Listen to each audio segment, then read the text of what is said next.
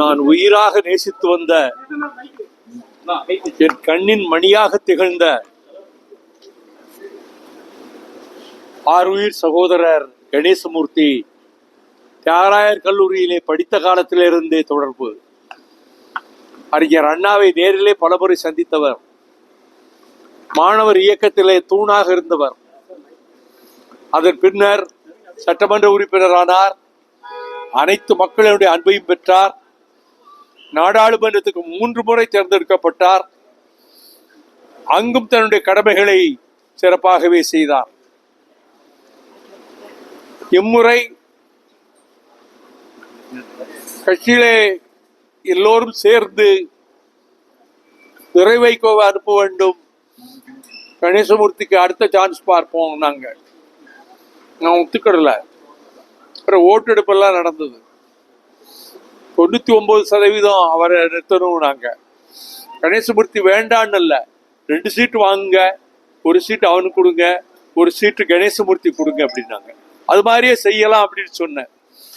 அதன் பிறகு நான் என்ன நினைச்சேன்னா, அப்படியே வாய்ப்பு இல்லாமல் போனாலும் சட்டசபை தேர்தல் 1 வருஷத்துல வருது. ஒரு நல்ல தொகுதியில பார்த்து அவரை எம்எல்ஏ ஆக்கி விட்டுட்டு அதுக்கு பிறகு அதை விட பெரிய பதவி ஏதாவது தளபதி ஸ்டாலின் சொல்லி வாங்கி கொடுக்க முடியுமான்னு பார்ப்போம். சட்டமன்ற தேர்தல் வரும்போது அது காயமெல்லாம் ஆறிடும். ஆனா அவர் நல்லா பேசினார். இதற்கு பிறகும் ரொம்ப பிரியமா தான் பேசினாரு. வீட்டில் மகங்கிட்டையும் கொஞ்சம் கூட எதையும் காட்டிக்கலையா. அது நேற்று 4 தடவை பேசியிருக்காரு டாக்டர் கிட்ட. இன்னைக்கு காலையில 10 நிமிஷம் பேசியிருக்காரு. அப்பொழுதெல்லாம் எந்த பதட்டமும் இல்லையா, எந்த விதமான அவர் ஒரு சோகத்தில் இருக்கிறார் மாதிரி தெரிஞ்சுக்கிட முடியலையா. அதன் பிறகுதான் அவர் இந்த தென்னை மரத்துக்கு போடுகிற அந்த நஞ்சினை அவர் கலக்கி குடிச்சிருக்கிறாரு. அந்நேரம் கபிலன் வந்தாச்சா, அங்க போய் பாக்குறப்ப இவர் இந்த மாதிரி குடிச்சிருக்காரு, நான் போயிட்டு வரப்பா அப்படின்னாராம் கபிலன்கிட்ட.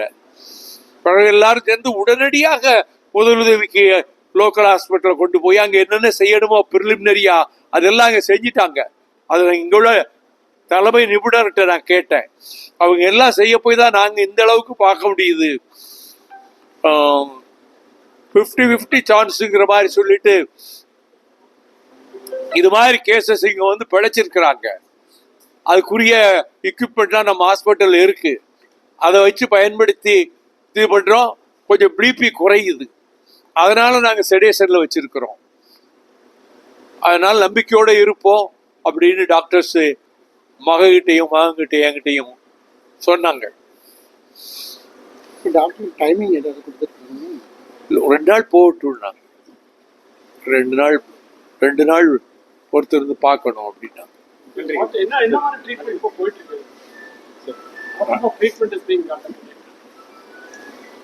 இந்த பாய்சனை முறிக்கிறதுக்கு வேண்டிய மெடிசினை அப்புறம் எக்கோ இது வேற வச்சிருக்கிறாங்க. இந்த இதுக்கு என்ன செய்யணுமோ அதுல எக்ஸ்பீரியன்ஸ்டு டாக்டர் தான் செய்யறாரு. அவர் தான் சொல்றாரு, நம்பிக்கை இருக்குன்னு சொல்றாரு.